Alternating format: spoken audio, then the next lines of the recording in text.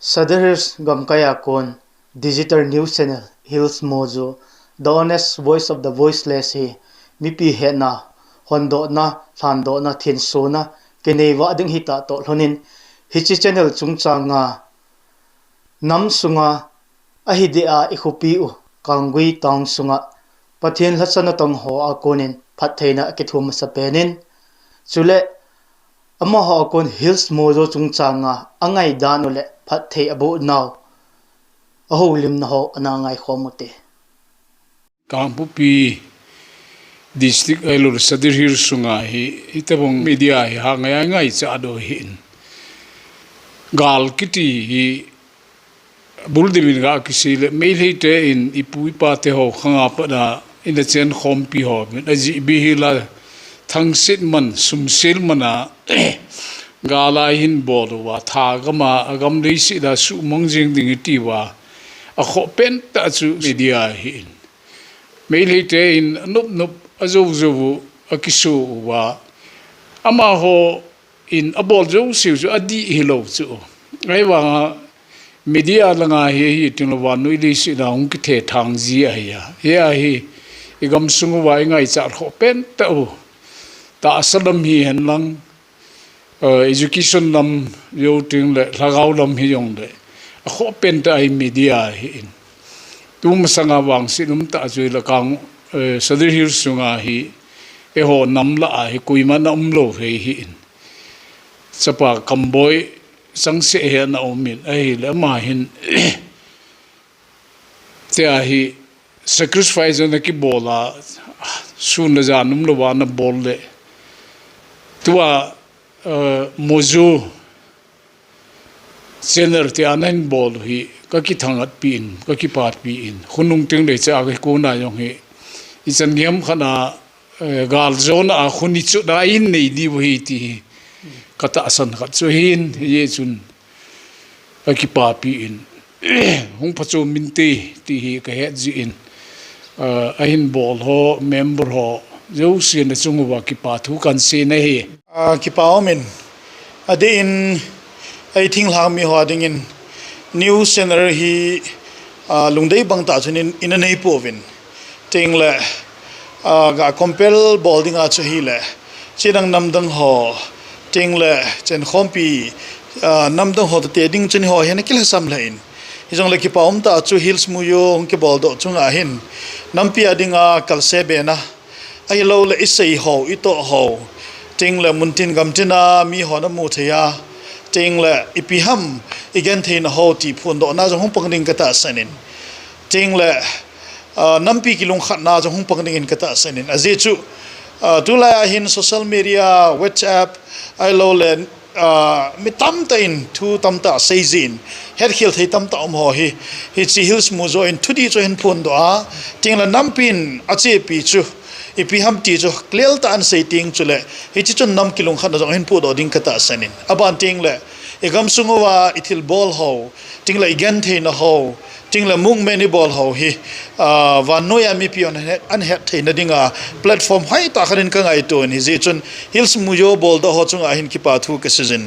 sada hills contact ading in hitabang hi first time hitting in ka ngai to in he chon ka hin ki pa pi le zeng in pathin in jong hi chi hills muzo Phatthei bu in tin atong hojong Phatthei bu in tin nasata gamsung ading a phatchum na hin sim do ding in kadai sa in ting le malampia jong pathin mapuina na chan the na divin wis ka ga bol no mina hi ye chen tu ni a hi hitabang hills muzo e bol do hi ki pa mo mo nge ti chu chomlam ta ga phun do hi je ka ki pai hitabang media lam hin ho hil samuwin jil ha sam nau chunga nahon lungthim la tha sum la pai tampi han senuba isan ya thilnan bol do chunga ki pa thu sang ta kan sein tunjong youtube channel a hoi ten bol tawin subscriber yadam khatam than tua hi hoita office nan neiwa isa hi news so yong update phatsai bol jingwa gam sungwa chuteng la hi chi a chu gam sung thu su ho yong discuss a phat dung zuya ta aslam politics and lang teng la ho thu han lang ipi te yong lin chen lo sen yong le asi achinga thim ho discussable sa wai cha ko na hi society yong na sata ong khial ding hei ka ki de piwin he chun pathin in na bon chau chunga Phatthei bu then ka ki pai hills Mojo hin sim do lam ka ho zo se ka za na ka hin pen chuteng le tuna hi chi hills Mojo hin thil tampi hin bol do ding ka ki ne min chutel hin bol do ho chunga jong ki pa thu kan sen he tu ma ba na jong igam sungu boina me le ta tu ki do na hen lang lam chum chum ma jong thil pha tampi bol do he dingin ka ta sanin na sata pan hin la che dingin jong hills Mojo lam ka ho zo se team na kan ne je na hi tu khanga social media khang hi ja chu khan to na apha to a khan to na ga ti denga chi chota bang lo hi nama denga yong chi changham khana khan to lo na khat na hi in tunin pathian zalin agi pa pina ta khat chi pham ta le apha to hi ta bang hin bol do ho hi pathianin alung thim sung wa thu yong an se hin tin hi ta bang nam sung wa ade ai ho district sunga ga se dinga hi ta bang news channel khat nei ho hi inam piwin jong ito sot diu elo le ade ako e jong le hi ito sot wa ale inam wa dinga he go kha de tiang ka se do no men chile hi chin bol ho do ho chunga jong atum be in pathian la cha khat hin mo jong pathian Phatthei bo win tin hung ma chal jing win tin inam wa dinga tu chanya lo thil ho tam pi hin bol do be ding in hi chi hills Mojo hi pathian mangcha hin ti ne khat ka se do no men he Phatthei ni chang na lai win wa noi ve na hele mi hi news lama khang to thei the tan tu jenga thu chom be ga ji se le Nepal missionary khat ka hi Nepal ko na yang hu media ha na hat news song ha na hat hin e ho ko ma hi tawang office khat hong ki hon do a e ho dinga zat le nam dinga din mun hoi ta hong ki sim do hoi pathin ka thang wai ni he mi yo sin to sot chi di bin ka de jin atiang long le adi a hitabang news a kimang cha ho yong hi abai pun amon jong abol ho hi vet na le dat thei lo ta na to hi eji a chu mi pi yong ki thu pi di bin ka de jin he ka ki pa in hitabang na hin bol do hi pathian in ni ki thu pi bin tin ma chal jingun ti yong ka sei do no mi hills Mojo channel among do hi ki paung ta hi as it to May 3, 2023 yung buhay ba ke panahi eho hi media la samte mo mo na hi tala media la samjiu hin state outlet ho so se hila galmi te de ta ten ikilo piu ina chen ho piu mai le te ama ho production man chang hi thil so ho so se chu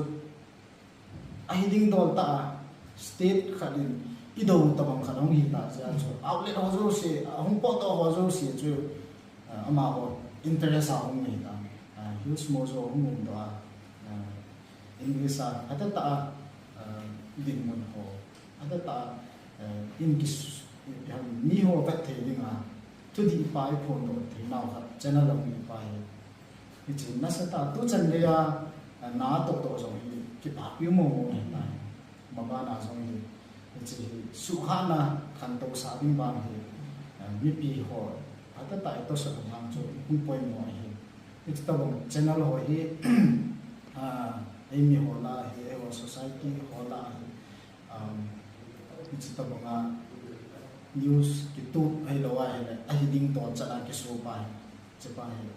ala sam mo mo na ya channel khat eho adinga assets khat hi ta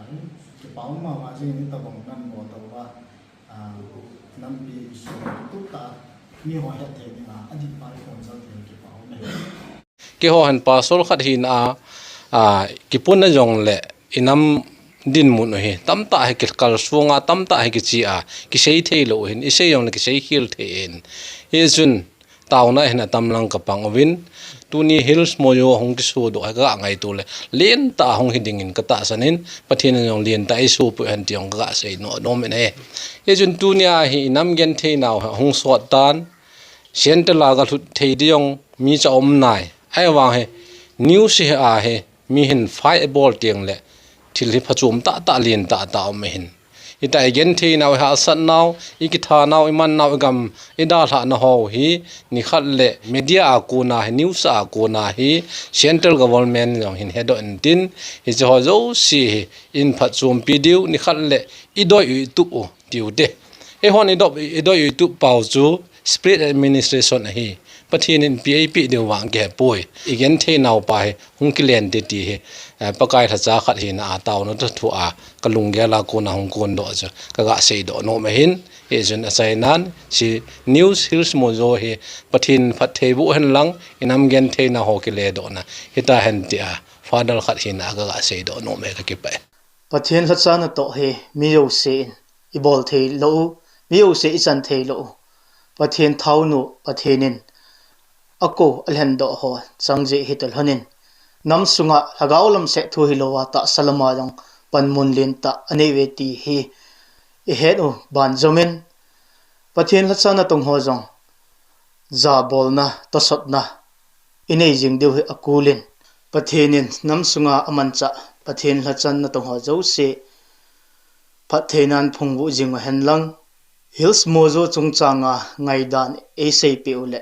Phatthei abohnau chunga kipa thu ka sevin pathinin mahojong ato na lamzo siwa Phatthei na chamkimin mapoijing taw hen